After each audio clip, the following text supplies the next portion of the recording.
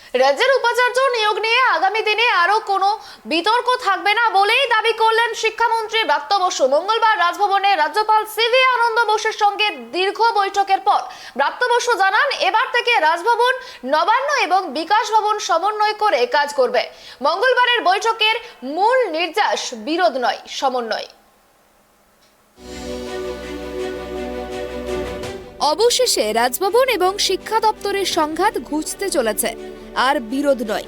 শিক্ষার উন্নতিতে সমন্বয় রেখেই কাজ করতে চায় রাজ্যের শিক্ষা দপ্তর এবং রাজভবন। মঙ্গলবার উপাচার্যদের সঙ্গে রাজ্যপাল এবং শিক্ষামন্ত্রীর বৈঠক শেষে একযোগে এমনই বার্তা দিলেন রাজ্যপাল সিভি আনন্দ বোস এবং শিক্ষামন্ত্রী ব্রাত্য বসু। একই সঙ্গে এদিন শিক্ষামন্ত্রী কার্যত ইঙ্গিত দিয়েছেন রাজ্যপালই রাজ্যের বিশ্ববিদ্যালয়গুলির আচার্য থাকছেন। জগদীপ ধনকর বাংলার রাজ্যপাল থাকাকালীন একাধিকবার উপাচার্যদের সঙ্গে বৈঠকে বসতে চেয়েছিলেন। কার্যত রাজ্যকে বাইপাস করে সরাসরি উপাচার্যদের নিয়ন্ত্রণ করার চেষ্টা করছিলেন তিনি। রাজ্যপাল নিজে সরাসরি নিয়ম বহির্ভূতভাবে উপাচার্যদের চিঠিও পাঠিয়েছিলেন।